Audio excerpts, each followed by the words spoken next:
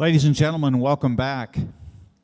We're in for a really wonderful educational presentation and an absolute treat from a man who has devoted decades of his life now to the search for some of the truth about the abduction phenomena. Dr. David Jacobs, most of you probably don't know this, had his own battle to keep his job. Yeah, it was a years-long battle, actually. In 1998, for his efforts of trying to reach some truth in these subjects, he had to fight for his academic life. Yeah, very similar to what John went through, and just as bad, but just not simply as publicly known.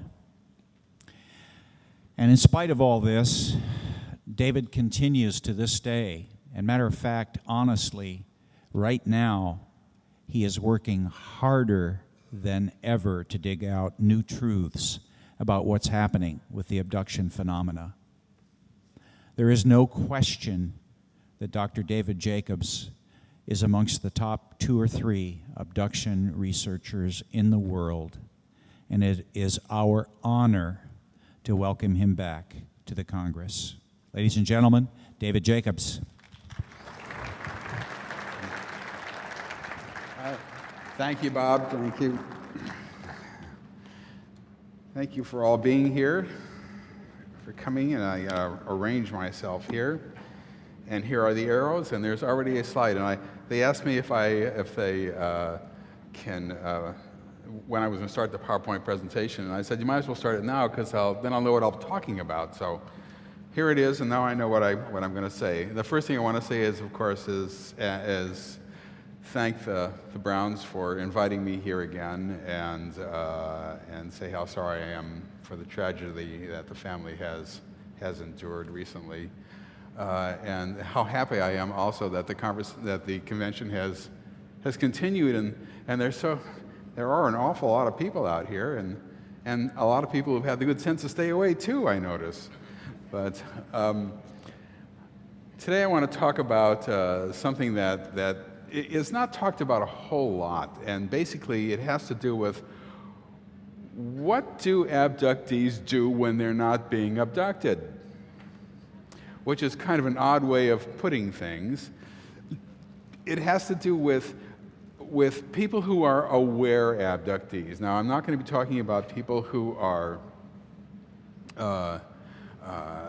unaware and sort of are maybe floating around a little bit trying to come to terms with what's going on with them and searching for answers and all that. These are people who I have worked with and who pretty much know what has happened to them and certain kind of problems then are presented to them. And the first thing I want to talk about is something that people have sort of gone back and forth about. In fact, I attended an abductee group last night that was presided over by Yvonne Smith, and managed to force my way onto them. And they were talking about the trauma sometimes involved with this phenomenon.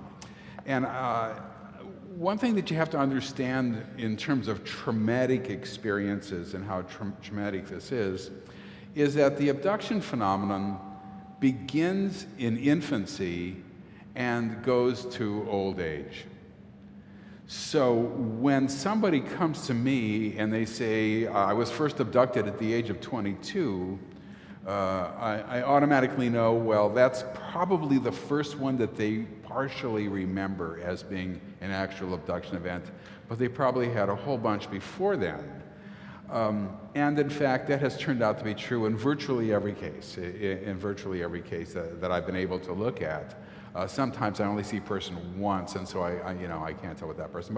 But in every person I've had a long sort of experience with in terms of examining them, that has been true.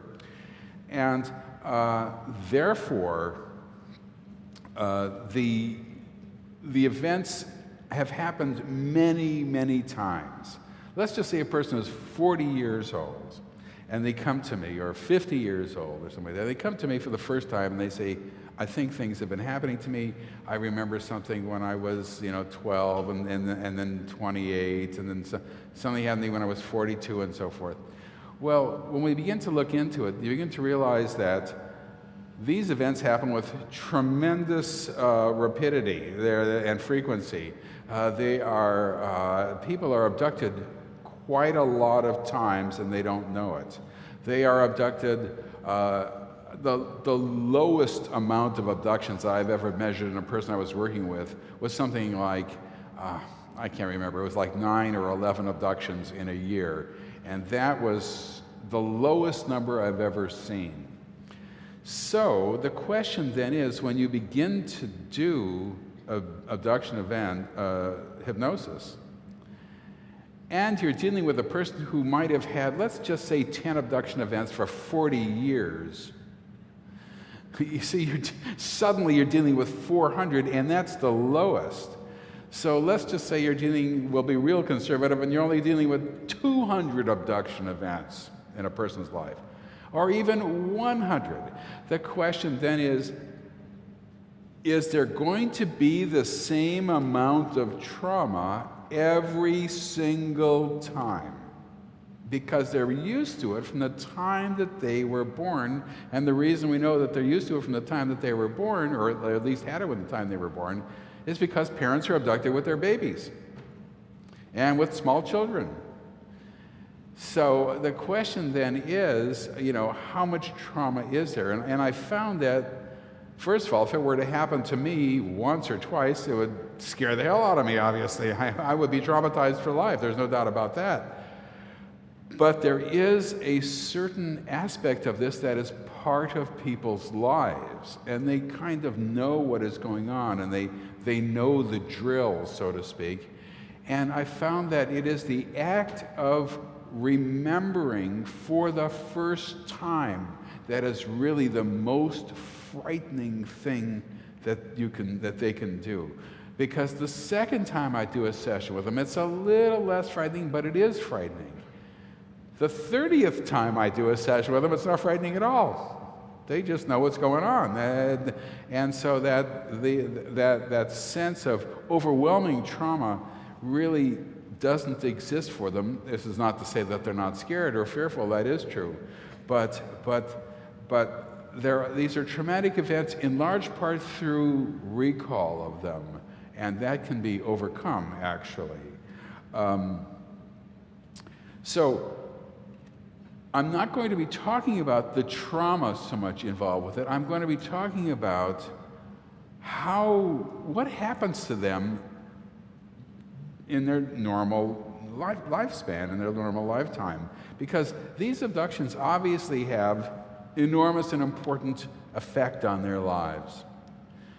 One of the greatest effects, of course, is just simply knowing that it's going on, and knowing that you're a person who has a different life that you lead, in essence.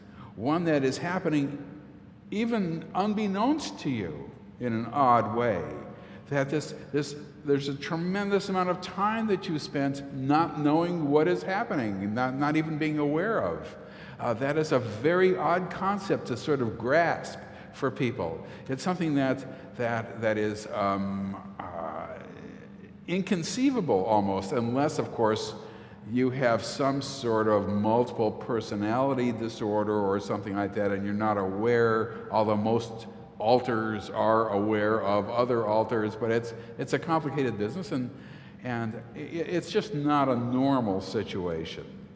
So the first thing that happens to them, of course, is this kind of what John Mack used to call ontological shock. That is to say, the shock of knowledge, and this sort of idea that, oh my God, this is actually happening to me. And the first thing that you also notice with them is that they have certain fears that go along with this that they've never been able to explain. They might be frightened, for example, of a certain stretch of road. For example, in this particular slide, you can see that a person would be traveling down a road, and suddenly there's an object parked, so to speak, waiting for him or her. As the car stops, they're let out and into this object or whatever. This is an event that happened to a woman, and she was trying to describe to me how large this object was, how it fit past the 2 lanes of the highway and went off into a sort of a berm on either side. And then, for some reason or other, they forget this. Well, not for some reason, but they forget what happened, and then all they know is they're afraid of that place now. They don't want to go down that road anymore. That road is a road that they want to avoid. I've had people tell me how they'll travel miles around so that they don't have to go down this particular road. And I found that to be very, very common. And of course, there's something that I call the funnel effect, where people are frightened that it's going to happen to them at any time. It's not just fear of a place, it's fear of, let's just say, going to sleep at night. Because a minimum of 40% of all the abductions that I've looked at happen at night when people are sleeping. Maybe the other 60% happen some at night when they're not asleep, they're watching television, a lot during the day, and so forth. So the first thing that happens is they think, uh-oh, I hear a noise. There's a noise. It's them. They're coming. They're going to come after me. And I got to get ready now. And then I'm not going to go to sleep. And I'm going to sit up here and I'm going to wait. And I'm going to catch them. And then they sit up all night long and it doesn't happen. But it's like they funnel almost anything unusual into the phenomenon.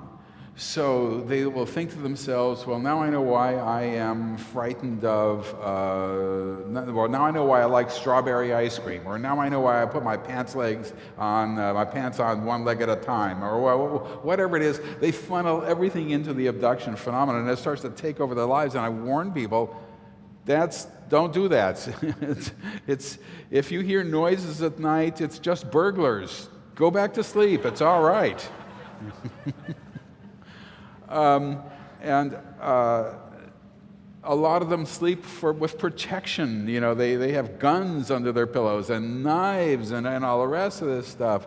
They can't sleep at all at night, or they sleep. They only go to sleep when the sun comes up, and even then they sleep with the radio on. They sleep with the television on. They sleep with lights on if they do at night, and on and on and on. And it just, the whole thing can be very, very, very upsetting for their normal lives.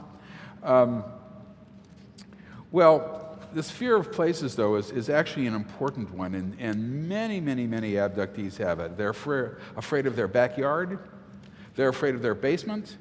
They're afraid of some odd room in their house. They don't want to go into the dining room or whatever. That's something they would never do. And you get this whole sort of range of fears. Now, one of the most important things that happens is coming back, and I know that Bud Hopkins have talked about this quite a bit, and so have I, is coming back with unusual bruises and fear and marks on people's bodies and on all the rest of that stuff, and puzzling like, how could this happen? How did this happen? I have a slide somewhere here. Here. This is just a straight puncture wound. This woman actually woke up with about 4 on her face and several on her arms, and this is just a close-up of a puncture wound on her arm. And here is a woman who has, I don't know if that's easy to see, but there's bruising on her arm, inside her arm and on the outside. Actually, it was all over her arm. And it was actually on both arms as well. And there's a lot of bruising on her legs. And normally, if you're sleeping alone at night in your bed, in your feather bed, you're not going to get all bruised up. You're not going to wake up unless, of course, you've had abduction experiences where this is extremely common. Extremely common. Well, this can be taken actually into different areas. For example, one time a person came to my abduction group, and she had a broken wrist. Broken wrist. I said, well, how did that happen? How'd you get? And her answer was, I don't know. Well, that's not an answer a 40-year-old person gives. You don't, if you were to break your wrist, you tend to remember what happened that would cause that. You know, it might stick in your mind. And she said she just sort of woke up with it, and it hurt like hell, and so she had to go to the doctor, and there was a broken bone. And of course, that's not possible, because once again, when you're asleep at night, you don't break your bones normally. I mean, at least it hasn't happened to me in a long time. But so we did a session on that, and one of the things they did with her was these are hybrids now, and I'm going to be talking in large part about hybrids, but that is to say a mixture of human and alien, and a lot of people have been talking about this recently, and of course it was discovered by Bud Hopkins back in the early 80s, and it's a central feature of the abduction phenomenon. But basically, they got angry at her for some reason or another, primarily because she had been talking to me, and they did not want her to do that. And one of the things they do, and I've noticed in terms of trying to keep abductees what they call in compliance, is they have a certain modus operandi. There's a certain way in which they go about physically punishing people because they understand that physical punishment scares people to death. So they would push you down on the floor, and then pick up women, for example, by their hair. And they do other things as well. Well, they pushed her down. She fell back, and she put her arms out to break her fall, broke her wrist. It wasn't an intentional thing to break her wrist, but she woke up in the morning with a broken wrist.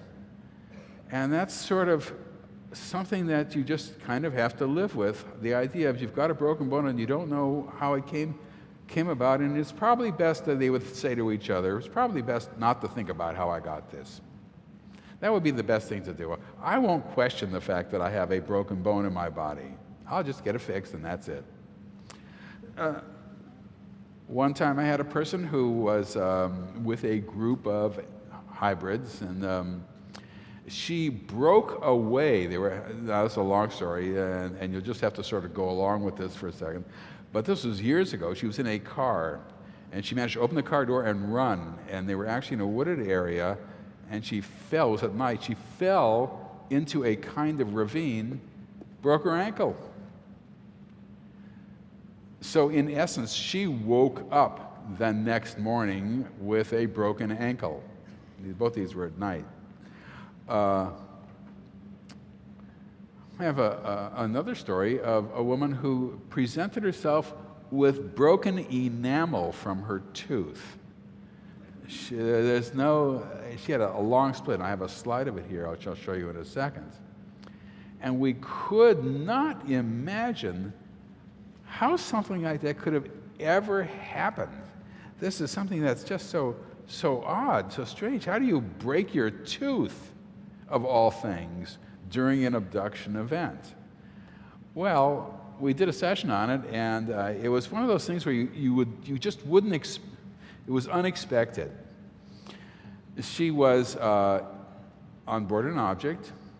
She realized that she had more sort of consciousness than she normally has, and she realized that she had more physical abilities than she normally has, and she realized that this gray guy who was standing in front of her probably deserved a really hard kick in the shins.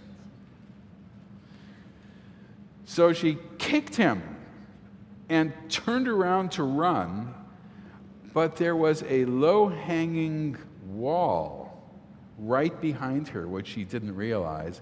So she turned around and just whacked her face on the wall and chipped her tooth. So once again, it wasn't something that they had actually done to her, but she did, in fact, wind up with a chipped tooth. I have a picture of it somewhere here. There it is right there.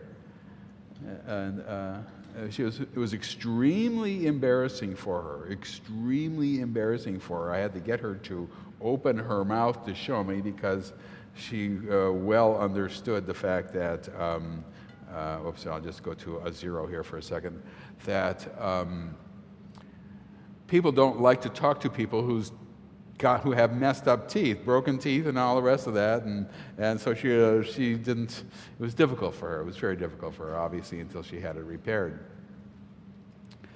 But the point is that these are sort of these physical things that people have to live with, and this affects their normal lives. There's all sorts of other problems like this too. Now, one of the problems for people who have a lot of abductions at night, and some people have most of their abductions during the day, and some people have most abductions during the night, but one of the problems is that in recent years, there has been a dramatic increase in the frequency of abductions for some abductees, more so than I have ever seen in my life. I've been doing hypnosis of abductees since 1986. I have never seen anything like it. And they would take people sometimes on a nightly basis. That meant that people were getting 2 hours of sleep a night, 3 hours of sleep. Well, if that happens long enough, you can get all sorts of problems. Physical problems can result from this. I don't know whether this is true or not, but a nurse told me that one of the things that happens is it can compromise your immune system, and that you just have your lack of sleep means that you can't regenerate your muscles, you can't regenerate your ability to stop diseases and so forth.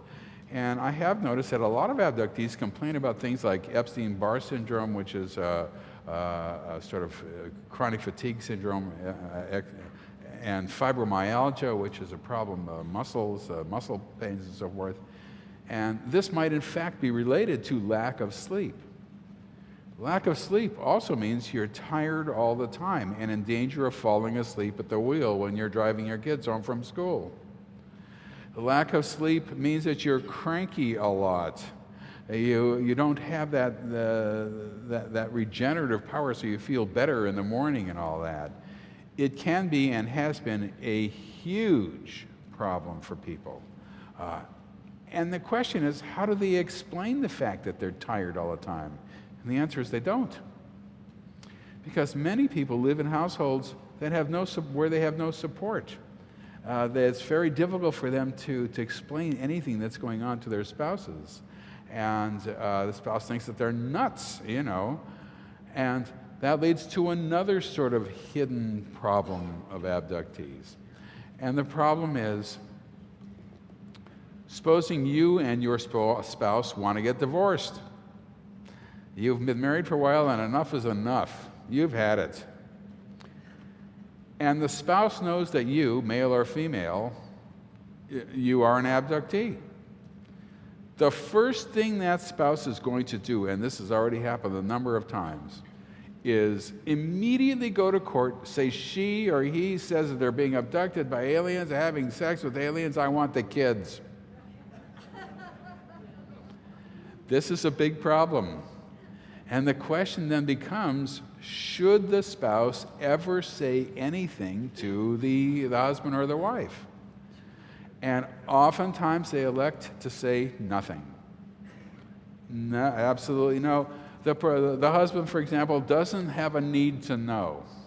And they don't. But then, whatever support the spouse can give is not there. So they can't rely on their husband or their wife to help them with this. All they can rely on is the fact that they're protecting themselves in the future in case anything untoward happens, and protecting the children and so forth. And this can be very, very difficult for people as well. Well, there are other odd things that you never would expect. Missing objects from the house. If there's a lot of abduction activity, oftentimes these beings, our special friends, as I call them, will take things. This one woman was telling me that she had this collection of comic books when she was a kid. And one day they were gone, and she blamed her brother. And she never got over it. She was always angry at her brother for years after that for stealing her comic books, although the comic books could not be found in the house. But she was certain her brother, who was this young kid, and she was young also, had done it. And she never got the comic books back.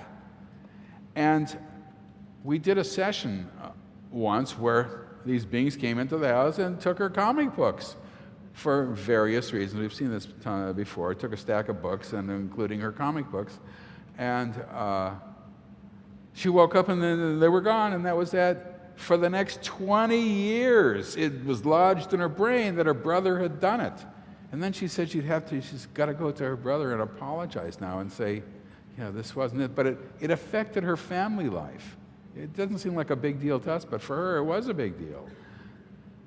Here's another one that comes out of the blue. Hair cutting. A woman will wake up and there's a lock of hair taken out, except that it is an enormous lie. It's a huge chunk. They have to go and get a haircut to match whatever was done to them, because it looks like somebody cut a huge chunk of the hair out of their head, which they did, of course. But the question is, before they're aware of abductees, is who could have done it? Well, the only person who could have done it was their brother or their sister. And once again, they blame their sibling, for doing this. And the sibling says, what are you talking about? I didn't cut your hair. I'm innocent, But they are the only people who could have done it. Therefore, they did do it. And therefore, they are lying.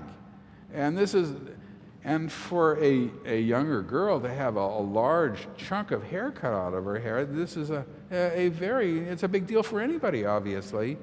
And it affects their lives. It affects their relationships with their families and all that. And once again, it doesn't seem like much, but it causes fights and all sorts of other problems, and it can be a serious situation.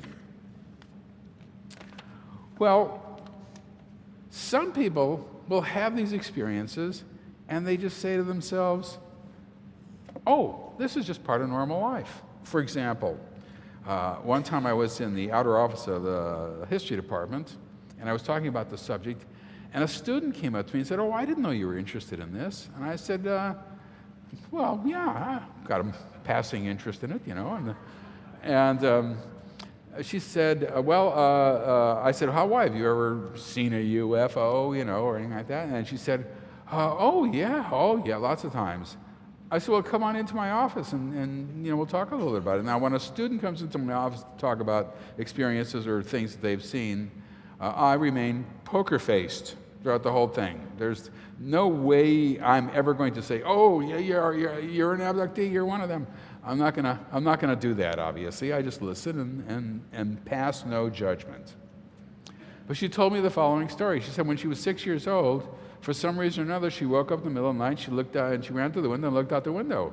And out the window, and I'll give you an example of what this looks like, although this is not what happened, what she in fact saw as I go by these things here.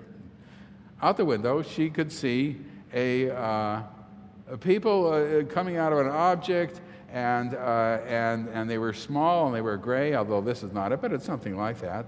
And just as she was looking at this, her mother came running into the room, burst into the room saying, hide, they're going to get us, hide. And that's the last thing she remembers. So I said to her, well, how do you reconcile this? I mean, what do you think this was?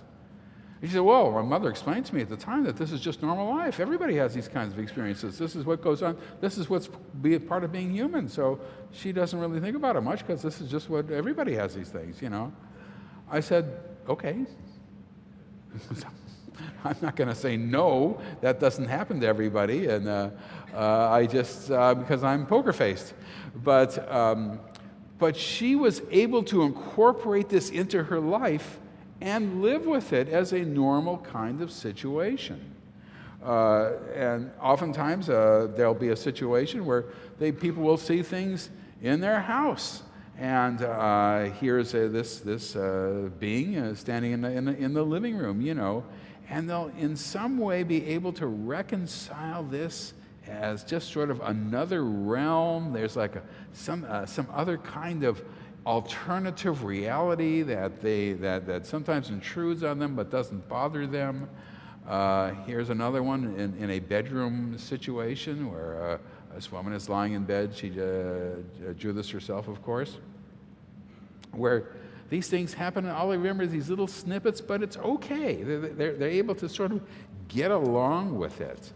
And yet, at the same time, they know that something is wrong, and they have this nagging feeling all the time, constantly, that something is off, something is different. When they then come to me and begin to examine these experiences, they realize that these things shouldn't be happening, that this is not sort of normal life and all that. Once they begin to realize what's going on, one of the things that happens is, of course, is that they become very frightened of other people finding out. Nobody should ever know this. This will make me look bad. I support this conclusion. I tell them, you have to be discreet. The main problem is the workplace. They go to work and they start telling their fellow workers, well, last night I was on Mars or something like that. Then they're not going to have a job pretty soon. It's going to happen, particularly if they continue to talk about it. And once you mention that you've been abducted, people don't forget that. That will stick in people's minds for as long as you ever work at that place. It'll never go away. So I tell them you have to be discreet. And in fact, I do have cases of people who were let go because they just talked about this subject a little too much, and they were considered to be too odd by their other workers, and it just wasn't the place for them, and maybe they should seek their fortunes elsewhere. So they have to be very, very careful, and I emphasize the workplace. Telling their relatives might be a little safer. Telling their friends is iffy. If they tell their friends, the question is, how close are they to their friends? And will their friend really understand? And will they really have that friend very long? Once you say that you're abducted, you are immediately categorized as a lunatic, as a nutcase. So you can't tell fantasy from reality. And that puts a friendship on a whole different basis, you know what I mean? Because whoever is your friend has to deal with that. So they have to make the decision as to whether they want to do this or not.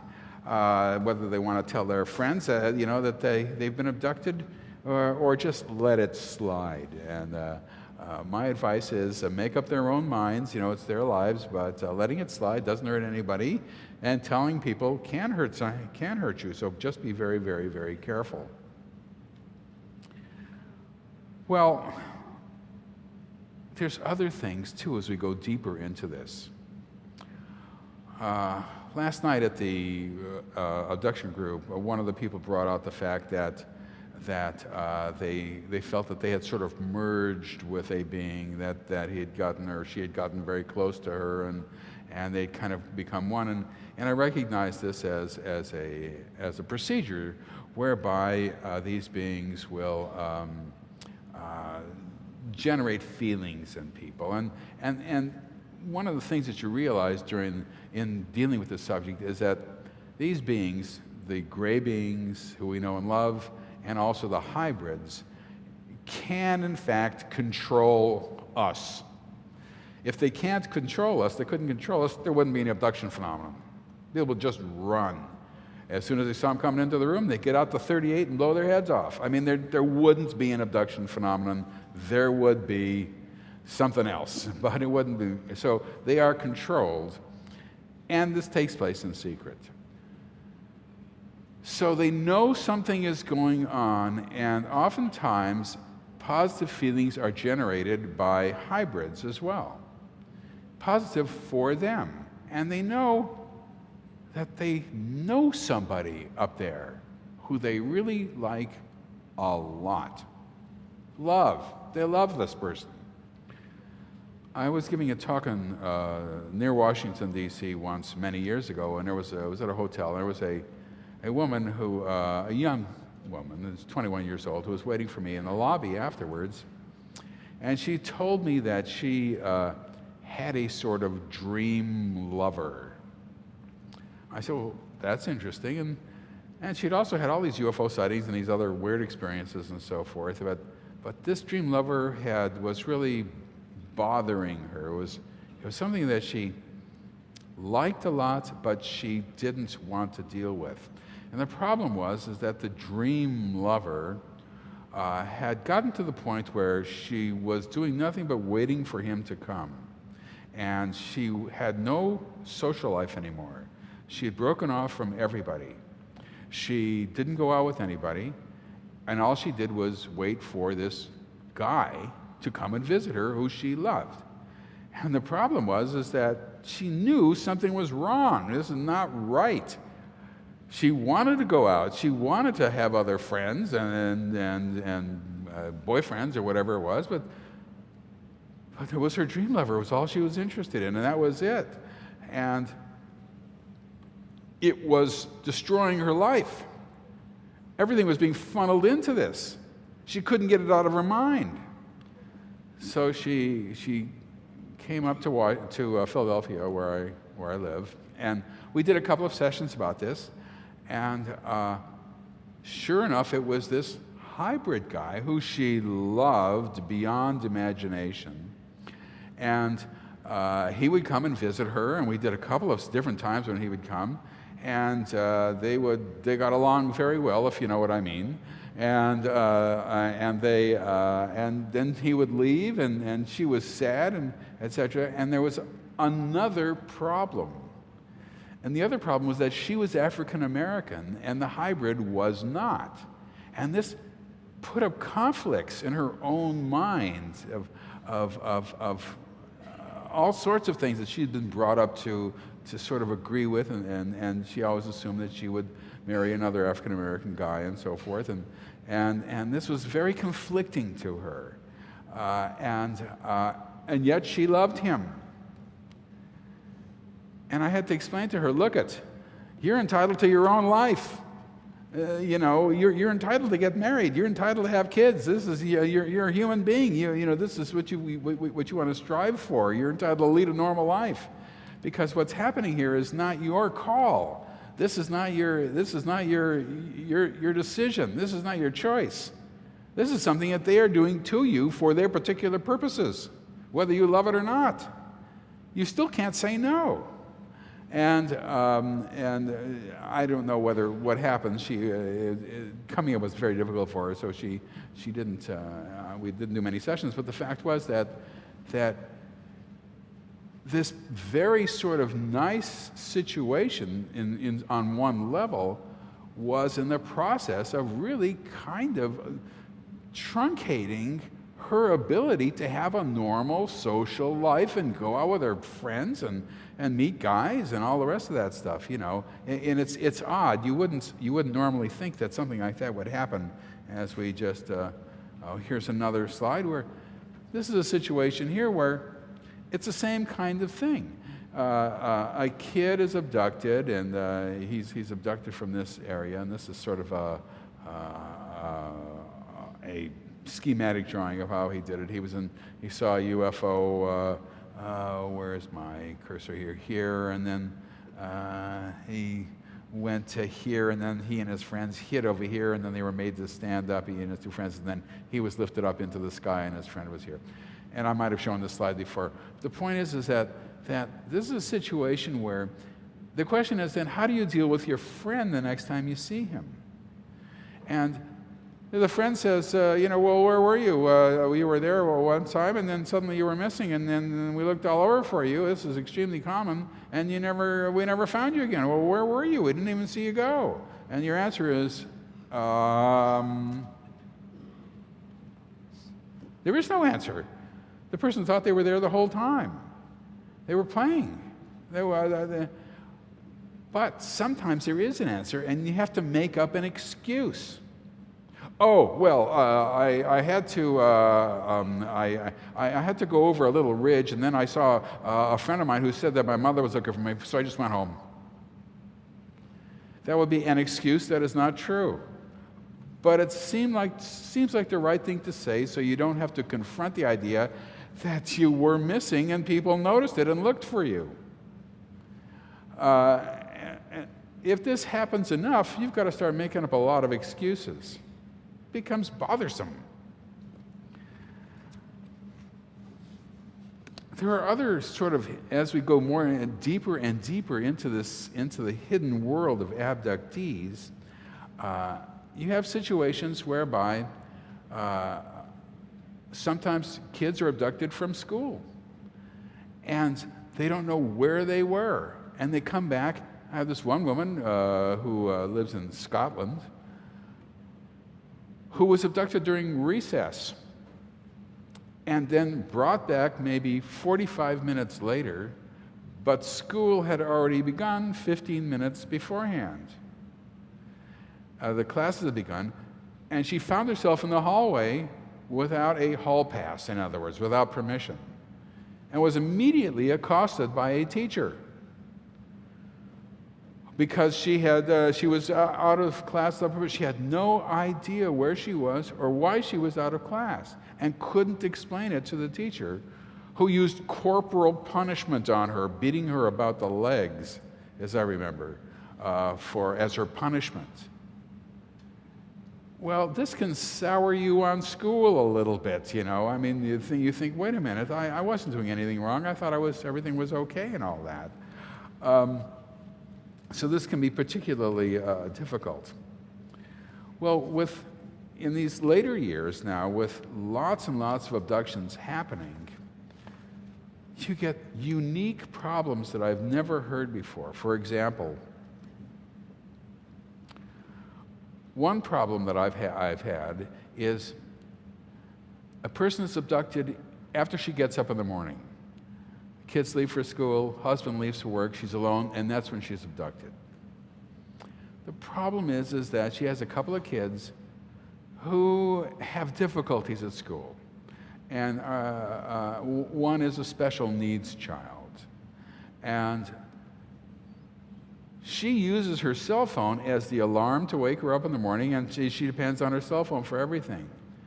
Oftentimes things will happen at school, and they call her, and there's no answer.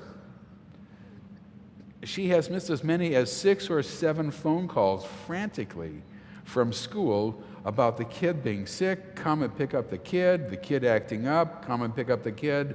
She needs to come in and deal with the kid right now and they can't get a hold of her.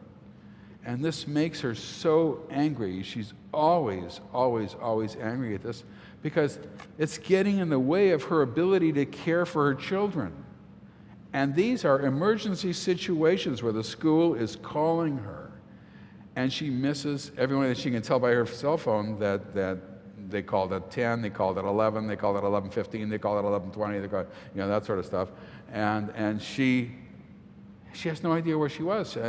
Now she knows, of course, she's somewhere else. But the fact is that she's angry now because this can be a difficult situation. Obviously, these are her children, and she's filled with guilt that she can't be there. So she has to make up excuses to the school. Well, I was busy, or I was sick, I was this, or I must have been in the bathroom and I didn't hear, anything. And eventually, she said, you run out of excuses. As they told her, she's one of the most difficult people they've ever dealt with in trying to get a hold of in the morning. No parents are like that. If they know the parents are at work, they call the parent at work. If they know the parents are at home, they call the parents at home. And if you have a cell phone, the cell phone is with you at all times, and they call her on her cell, and she never answers. If this goes on long enough, you can actually see a scenario of the state stepping in and saying you're not taking care of your children well enough, or some horrific thing like that. I hope it doesn't lead to that, and it may not. But you can see a situation where something like that could happen. And there's nothing she can do about that. Absolutely nothing. It's a very, very difficult situation. Then she says she's abducted so much now that She has to start making up excuses beforehand. Now, if she goes to the market and says, I'll be home in 20 minutes, and she comes home 4 hours later with a carton of milk, she's going to have to tell her family why she's missing, because she's an aware abductee. So she has to make up an excuse first. I'll tell them this if I come back 4 hours later. So she spends a large part of her time thinking about how she can justify missing time sequences that she knows are going to happen to her, which is it's such an odd thing to think of. You don't normally, this is not, you're not going to be doing this a whole lot in a normal life. You know what I mean? This is not something that's going to take over your non-abductee life. You don't have to think about something like that ever. And of course, she thinks about the fact that, as all people do, that she's abducted, her children are abducted. She can't prevent her children from being abducted. She lives in guilt for that. And of course, kids, when they're abducted, and I've dealt with a lot of people who had childhood abductions, obviously, and oftentimes they feel angry that their mother or their father or both parents can't protect them from being abducted as well. And of course, the parents, I have to explain to them, well, the parents want to, but it's not in their choice either. That's not in their power to do this, and then they understand that obviously as an adult, but as a child, it can build up resentment and can sort of drive a wedge sometimes in families. It's a difficult situation. The opposite thing happens sometimes. I dealt with a woman who was a person who had a kind of epiphany one day. She'd been abducted all her life, of course, and she'd gone out with a lot of guys, and she'd been married once and then divorced and so forth. And then one day she saw the man of her dreams. The man of her dreams. This was a guy who she was uncontrollably attracted to. It was uncontrollable. She could not keep away from him. She jumped on his bones every time she saw him. It was out of her control. She loved him. This was the guy. She was 37 years old. He was 75. He was short. He was bald. He wore thick horn rim, turtle horn rim glasses. He was the man of her dreams. They got married. I mean, this was serious business.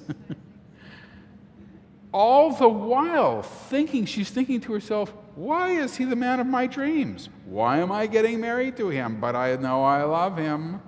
And then eventually she realized something is wrong. Something has been wrong, and they slept in separate bedrooms and all that. And he died when he was about 87. And they were still married, and but they learned to live their own lives. But it was such an odd thing, and then she realized that all these sort of loving feelings that are actually neurological procedures that are done by gray beings had been transferred to her. So instead of driving a wedge in some way, it drew her close to this guy she met, who actually was I can't tell you who he was, but he was a prominent person in the Philadelphia area, whose death was a major event and so forth. But the fact is that he wasn't her type. Let's put it that way. And she knew it. And yet she had this uncontrollable urge to be with him. She sort of laughs about it to a certain extent now and is remarried and all that. But it was a very unusual episode in her life that to a certain extent affected the course of her life in a way that she probably wouldn't have wanted to have happen, Well, there are other things that happen as well. I mean, there are people who have any number of situations that come up with them that relate primarily to the idea that they must hide the subject, they must keep it secret, and yet at the same time they're tremendously drawn to it in some way, and it starts to take over their life. Now, sometimes this can go two ways. One woman, I dealt with this woman in Scotland, was told when she was 12 years old that she must never go to school again. So she fought and fought and fought and fought and fought with her parents, both of whom were intellectuals, fought with them, school teachers and so forth, fought with them, and forced the issue, and they agreed to homeschooling. She couldn't care less about homeschooling, never picked up a book, and never learned anything. Because it didn't matter to her. She knew she didn't have to do that it was not necessary. Then when she was a teenager, she was told she must never be with a boy. Never, ever, ever. This was not to happen. So she didn't have a boyfriend. She wanted to have a boyfriend. She wanted to. But she couldn't, and she knew she just couldn't. Eventually, she fought it and fought it and fought it, and she got married. And then the marriage lasted for about 5 years or so, and then they were divorced, and they're still on amicable terms. But she was sort of relieved. Although the guy was a pretty nice guy, apparently, she was relieved to be not married. It wasn't that she was relieved to be divorced from him. She was relieved to be not married again, and free and single. And then she was told she must never have kids. And in fact, she tried to have kids, and it was unfortunate. She had several miscarriages, and it was an awful situation. But she then became sort of independent. Then she has disability problems, and she's on disability, and she lives alone. And the amount of abductions that have occurred to her has been just unbelievable. And they have began to rule her life. They would say to her, "You cannot leave your apartment now. You cannot leave it. We must be here at these times." So she would force herself to go out. And she'd walk down to this main street where she lived nearby, and she'd go shopping or something like that. And then she'd come back, and they would be really angry. "We told you not to do that. That was not right. You cannot do that. That was not good. That was bad." Then one day she'd get the urge that she must leave her apartment. Now she must leave. So she would walk down and just walk around, and she would go here and there, but I have no reason why she was there. And then one time she tried to come home, but she knew it was too early to come home. And in fact, she was stopped. Somebody came up to her on the street and said, "You must not go. You can't go home yet. You have to wait." So she stood there with him and waited. And like they were standing on a sidewalk waiting for a bus.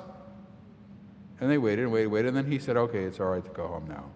And then he left, and she returned home. And she got the sense that they were using her apartment for some reason or another, which she didn't know when she was gone.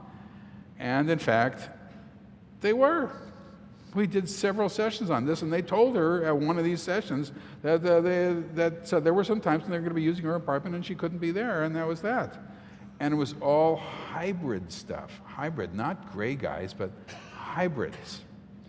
And over the years, there's been a shift towards people talking more and more about hybrids and hybrid life. And you notice I haven't talked too much about the standard issue grays at all in this talk. It's mainly hybrids.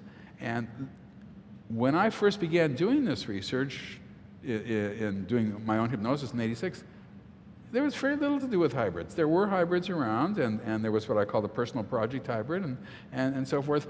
But over the years, I've seen a growth of hybrid activity.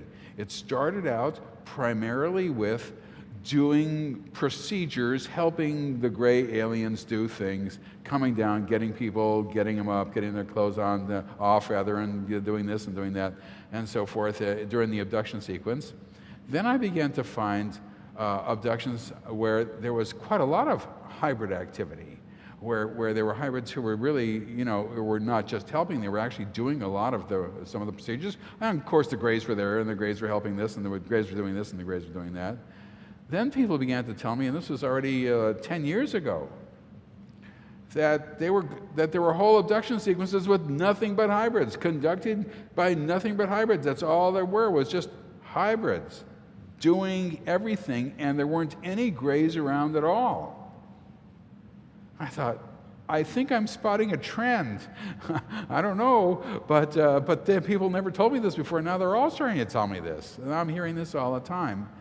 And now I'm hearing all these other stories where hybrids are in their apartments, and hybrids are in their homes, and hybrids are taking stuff from their homes, and they're doing this with hybrids, and they're doing that with hybrids.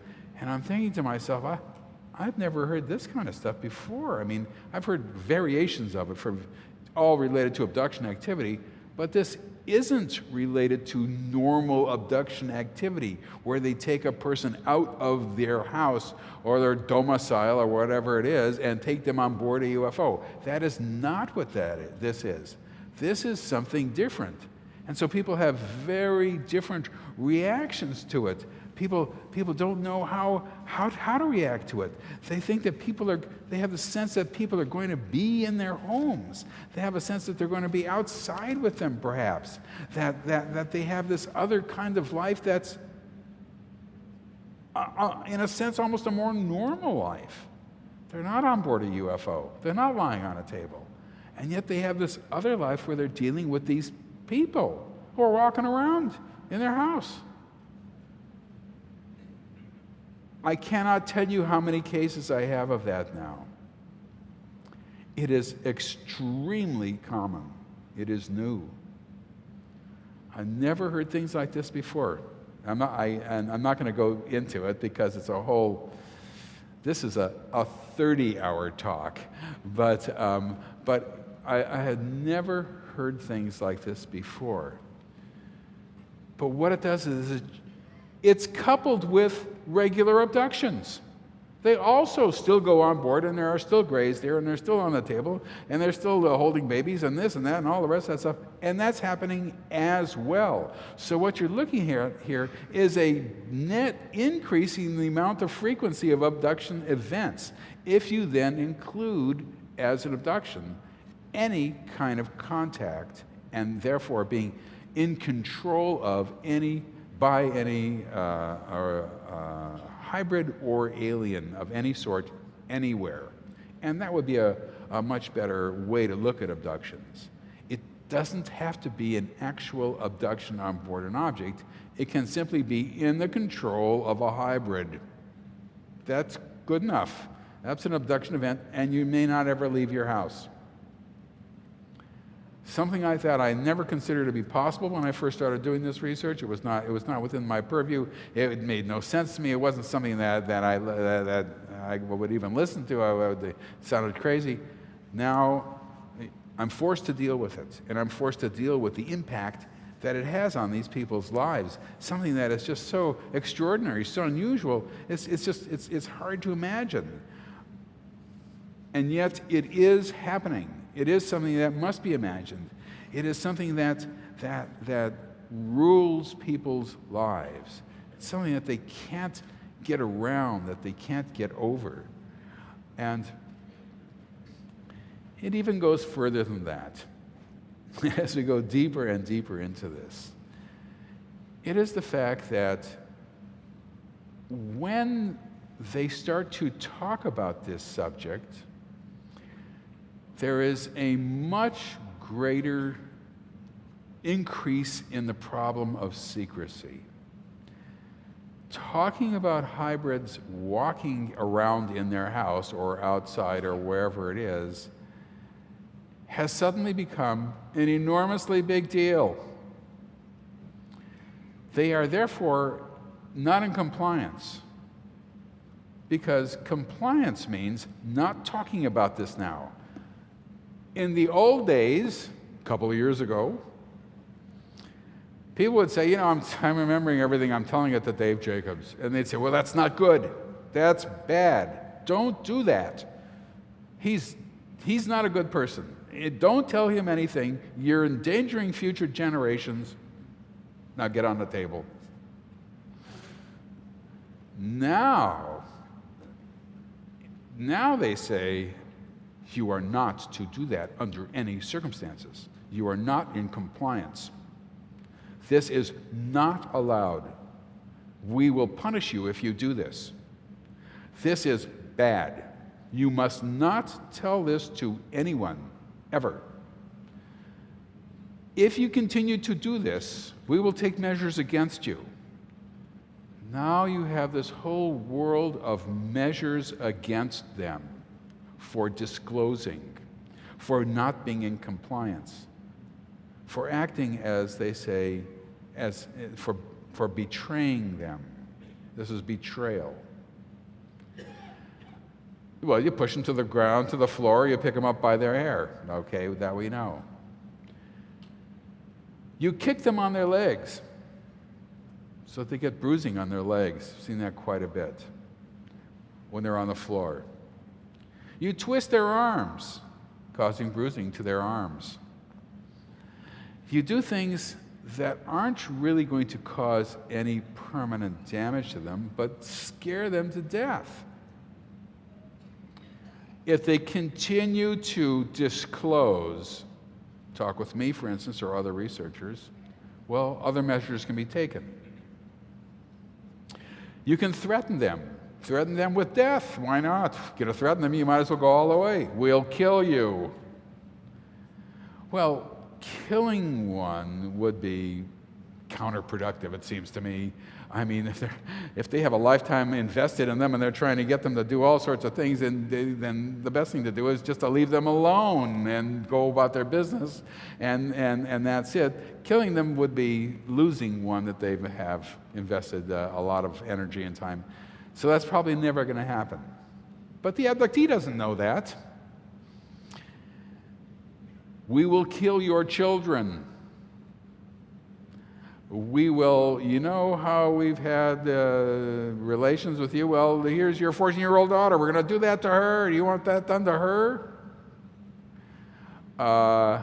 These oftentimes work. These are direct threats of violence and sexual assault on people.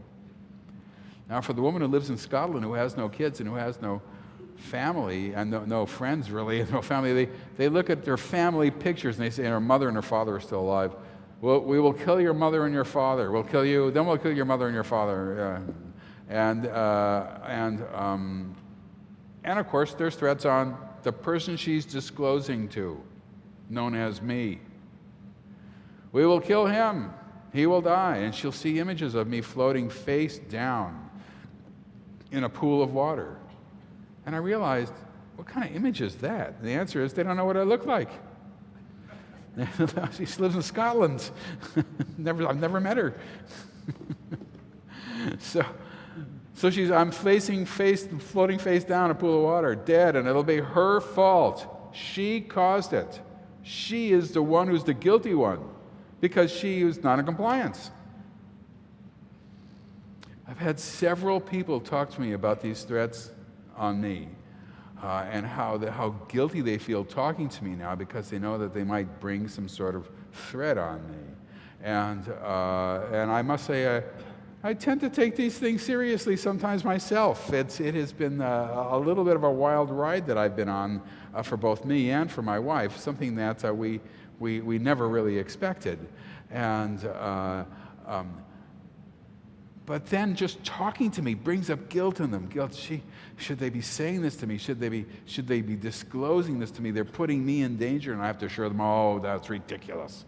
You're not putting me in danger. Boy, that's nonsense. And the answer is, I don't know. Maybe they are. I can't guarantee that for myself. But I can't let them feel guilty, obviously, for anything like that. So they have this whole range, this world that they live in. It's not just that you're an abductee. It's that there's this world of events that's happening that are extremely important, that have to do with you and your family, and missing time sequences, and missing calls from school, and falling in love with people who you don't want to fall in love with, and having dream lovers, and this is the world of abductees. It's not like you just happen to be in the wrong place at the wrong time. There's a whole different sort of worldview involved with it. So people who are aware abductees, who know what's happening to them, and that's really the critical thing, who know what's happening to them, are also uncovering this world that they have to live in.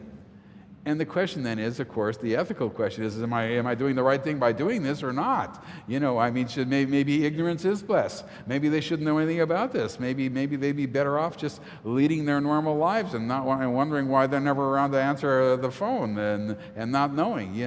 That's something that's my own moral dilemma, and I sort of leave it up to them. We can stop anytime you want, and maybe it is better not to know this, and they want to go forward, and that's okay with me. But it is a little bit of a moral problem. So, to sum up, it's not a situation that one would normally assume. It's not something people who are abducted don't normally have. Just abductions and that's it, and they go about and they lead a normal life. There's this whole world that they have entered into, and they entered into it as children, as babies essentially, that they have lived in all their lives. The problem here is that it is dynamic, and that it has been changing, and that it has been increasing in frequency, and we get more hybrid stuff, and we get much more problems of disclosure, problems of talking, and all these things, all leading up to the sense that there's a greater disruption in their normal lives than ever before, and there's a greater disruption in their normal relationships with the world around them as well. So it's not enough to say a person is an abductee.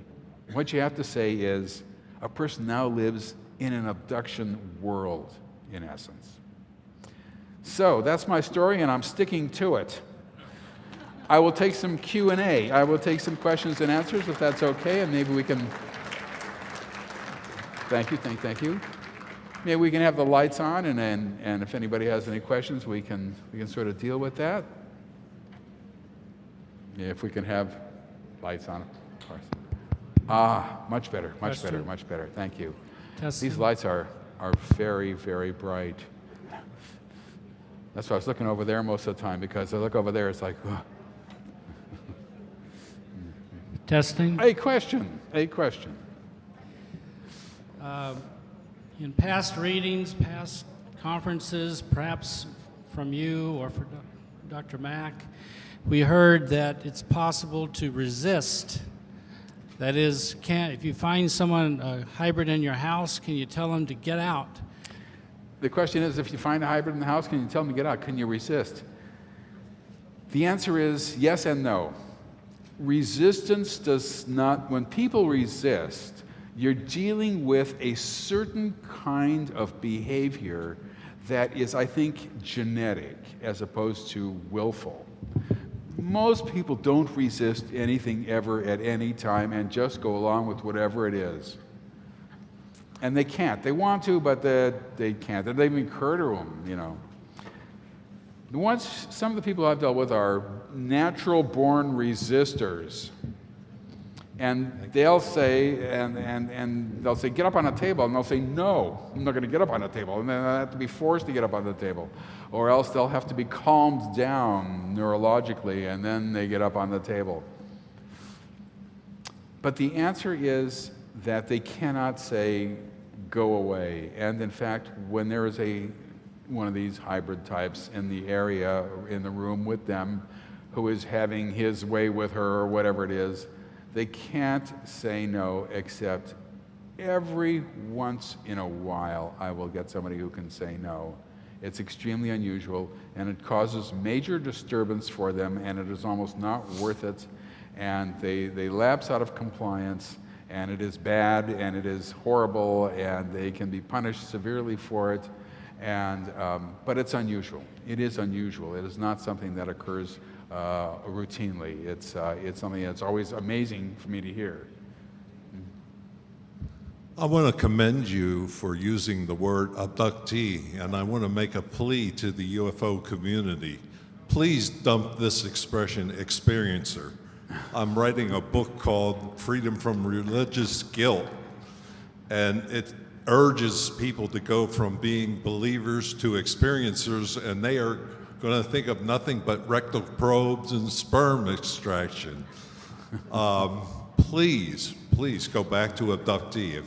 If it's done against your will, the newscaster will say, we're trying to minimize collateral damage. And that's such a nice, soft sounding term. And it means we're killing innocent men, women, and children in Iraq. And yet collateral damage sounds so soft. Experiencer sounds so soft. In my bathroom is toilet paper. It's not bathroom tissue. So please, I plead with you to get back to abductee, and I commend you once again. Well, thank you. Believe me, it's not something that I think a lot about. I grew up with the word, and I never quite got used to experiencer, and the whole concept of using that word as an experiencer has a long and jaded history, and it was actually formulated as an attack, essentially, on people who felt that the phenomenon was not in the best interests of people. Let's put it that way. And when you change it from abductee to experiencer, well, anybody can experience sort of anything. I mean, if you do go on a river raft, well, that's an experience. But I never liked the word abductee. There's something harsh about it. There's something I don't like it.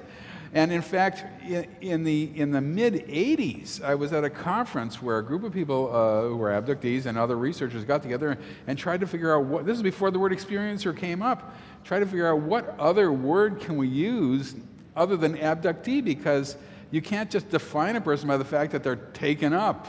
You know, that's their whole definition of this person is an abductee. It's not right. And but nobody could come up with another word. That was the problem. And so when experiencer came along, it was another word, but it was so different than what abductees had been experiencing, so to speak, that it immediately caused a sort of conflict within the UFO research community as to which word to use. So I think perhaps the best thing to do is to say abduction experiencer. And that sort of, bridges both worlds, but it's cumbersome. That's the problem. You're adding all these syllables, so I just say abductee again. Thank you much, Dr. Jacobs. A pleasure to have you here. Well, thank you. Some years ago in the MUFON Journal was a experiencer who was an abductee, and he had a helmet that went over your head at night, and he claimed that this helmet with the right stuff in it would prevent being an abductee. And he asked for people to come forward and just ask for the helmet, as you know about it. Yeah, there's a man by the name of Michael Mencken who puts a sort of polyurethane, he puts some sort of filter in a kind of, well, it looks like a World War I flyer's helmet, this leather thing and he says that people who've had abduction experiences will wear it, and then it seems to stop the abduction experiences. And he's got a lot of people saying this, and the answer is, I don't know whether it stops the experiences or not, but I have actually encouraged him, because I think he's on the right track. I think that what you're dealing with here is if a person can be controlled, and they can be controlled from a distance, then it's got to be neurological control, obviously, and it's got to penetrate the noggin, to use a scientific terminology. And if that happens, how can you prevent it from piercing the noggin? And so he is the one person who figured this out, basically, and said, well, what we got to do is we have to have a covering on the head. Well, you can't walk around 24 hours a day wearing a World War I helmet or something, or it's this leather Flyers Ace, that thing. Anyway, and it doesn't cover the whole face either. It just, and it's you can't walk outside with it. Let's put it that way. You can only wear it in the privacy of your own home. But the problem here is you have to have a certain kind of scientific approach to it. And the first approach you have to have is, we do know a little bit about brainwave technology. We know that if you put electrodes on people's, there's the alpha, the beta, the theta, the delta, whatever, brainwaves. The question then is, if there's any neurologists out there in this audience, you please answer this question for me. I've tried to look for sympathetic neurologists. There are not a lot of them. There's no neurologists on MUFON's list of consultants and so forth. But the question is, if you can measure, by attaching electrodes, measure brain waves, at what point do you stop? Which brain waves are getting through? Now, if you then lift the electrodes up 1/4 of an inch, can you still measure those brain waves? Now, however that can be done. In other words, which waves travel the longest and which waves are blocked early, at the shortest, and therefore you have to build a contraption that will be in some way related to actual brain wave activity, as opposed to what he's doing, which is just putting this shield. And if you can do that, then I think that you're much more scientifically grounded. But the problem is that people do not know much about brain waves after they leave the head. they just know from the skulls, and that's it. So, but as crazy as it sounds, I think he's on the right track. Now, the problem with saying it stopped the abductions is we don't know how many times they've been abducted, and they don't remember that they were abducted, and they think that the helmet stopped it. So you see, we don't know how many times they were told to take off the helmet before the abduction, and then have an abduction, then put it back on and say, see, nothing happened to me. I'm still wearing a helmet, and nothing happened, because I don't remember anything in the middle. That we can't measure. So even when you get the anecdotal evidence out that, yes, it stops it, I also have people who say, I couldn't wear it. I was forced to take it off. And I also have people who say it didn't matter. But he's on to something, which is why I've still encouraged him. He's on to something. Thank you for your presentation, Dr. Jacobs. My question is I know that you've been doing this for at least 10 years, 12 years. How many years? How many years have I been doing this? I've been doing abduction and UFO research for 41 years, and doing abduction research starting without abductions since 1982, and abduction regression since 1986. Over that time period, you've had literally thousands of stories told to you. That is correct, yeah. And not exactly thousands, but over 1,000 anyway. Okay. What I would like to know is let me just say, over 1,000 I've investigated myself. Thousands and tens of thousands told to me, yes, but not that I've investigated. My question is that you have a lot of anecdotal stories, etc. What I would like to know is, after hearing all these stories, what do you personally feel is the agenda of the abductors? Well, actually, I can talk about that to a certain extent, because I wrote that in my book, The Threat. And this was the book. The book came out in '98, so you would think it's a little long in the tooth, but actually I reread it recently in light of the previous years of knowledge that I've had, and it's not bad, pretty good. And what I decided in that book was that this is a phenomenon that is not an experiment. that it is not a learning situation, that it is not something where they just need to know about us, so they grab somebody and they examine them and they look at their feelings and they look at their this and they look at their that and whatever else they look at and all the rest of that stuff. This is much different than that. This is, in fact, a program. And as a program, it is administered almost assembly line fashion on one level. And people are abducted throughout the course of their lives and have been probably since the 1890s. And as a program, it has a beginning, a middle, and an end. And it's goal-directed. And it's secret. There's one reason. I have a whole chapter on secrecy in there for various reasons. I know a lot more about secrecy now than I ever knew. But the chapter that I did on secrecy in there was one of my proudest chapters. Nobody ever said a word about it, I'm ashamed to say. But it was to protect the fetus and to protect the program and to ensure the longevity of the program and all the rest of that stuff.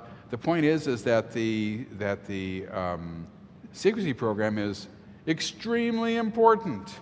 And without secrecy, once again, there'd be no abduction phenomenon. We'd know it, and they were coming, and we'd get them. But the point is that they don't want us to know what they are doing. That is the bottom line. That is simply not an arguable. It's not arguable. They are secret because they don't want us to know what they're doing. Period. That is the bottom line.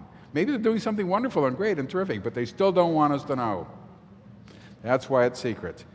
And so this is a program that is leading to goals that they don't want us to know. Otherwise, we wouldn't have spent all these years trying to figure it out, you know. And if you haven't had hypnosis with a competent investigator, you know, people are very scattered. There's all sorts of different ways in which you can think about it, and people have different ideas and different viewpoints, and some of them are right on it, some of them are off of it, and it's very, very, very scattered and very, very difficult to deal with unless people sort of know what happened to them. Not knowing what happened to them is a goal. Absolutely, you don't want them to know what happened to them. You know, it's in our interest to know, and it's in their interest to not know. They win, basically. So the question then is, well, what is the goal? You know, and in my humble opinion, based on a lifetime of putzing around with this subject. And coming to conclusions that I am embarrassed to discuss, but I'm required to because I consider myself to be an academic and I'm supposed to go where the evidence leads me. And believe me, the evidence is, as I tried to explain to people, you're dealing with anecdotal evidence. You're dealing with physical evidence, obviously, as well, but primarily anecdotal stories people tell you, retrieved through hypnosis, administered by amateurs. This is not what we call strong evidence. This is not the evidence that's going to really impress the scientific community. So, given that, you still must go forward and say, okay, all right, it's evidence nonetheless. It might be the bottom of the pile of evidence, but it's evidence nonetheless, and we've got a tremendous amount of it. And the internal consistency of the evidence is beyond imagination. It is breathtaking in terms of the detail of what this phenomenon is like. And, you know, there's all sorts of phenomena that we know about, and we really just don't know much about. We have surface knowledge of all sort of paranormal phenomena. But with the abduction phenomenon, we have tremendous depth. To say that is to underestimate it. I'm underemphasizing it. To say it's tremendous, it is literally mind-boggling how much we know about this subject that is completely consistent with what everybody has been saying for years and years and years and years and years, and goes on and winds its way to an inexorable conclusion that I hope I will get to myself. And so I do think that this is, in fact, building, a creating of these hybrids to look more and more human and to integrate into the society. And the problem with that is that they have the ability to control humans and we don't have the ability to control them. This is not the kind of situation I would like to see. I would like to see us have the ability to control them and them not have the ability to control us. See, that would be my ideal world. But that I can't make that happen, unfortunately. And that's what people tell me over and over and over again, as late as Wednesday night. And so I can't do that. So that means that if this were to happen as people have been telling me, and as the evidence, in my opinion, has sort of gone to, it means that we will become essentially second-class citizens, in a sense. You know, there will be people who have these abilities to tell us to go over to Starbucks and buy them a cup of coffee, and we won't be able to say no, you know, or whatever they want to have us do. And so I look to the future and I think, gosh, this is not the future that I envisioned when I first started looking at this subject. I was filled with enthusiasm. I loved it. It was wonderful. It was great. And this might be contact between two species. And we learn how to cure disease and stop war. And there'd been exchange of information, and they could learn about us. And it didn't play out that way. I wanted it to. I was looking forward to it playing out that way. This would be wonderful, just like, you know, I mean, just like sort of in science fiction. And then I realized there is no such thing as contact. There's a popular culture concept. It's not a real concept. There's no evidence for the concept of contact. It's not working out that way. And so I look forward, and I look forward with a little bit of unease, I must say, just a tad of a smidgen of unease. But my job is not to talk about that so much. My job is to unravel what is happening, how it is happening, and how they're doing it. And that'll be the subject of my next book, which will be, how are they doing this? What is the bureaucracy involved with doing this, if you can imagine that? What are the functions of various people in doing this? What are the functions of various hybrids in doing this? How exactly do you integrate in this society and you don't have a social security card, for example? Well, I guess that's not a big problem for a lot of people in this society these days. Just have one made for you, you know. But there's all sorts of other problems about doing that. Oh, 2 minutes remaining, sorry. And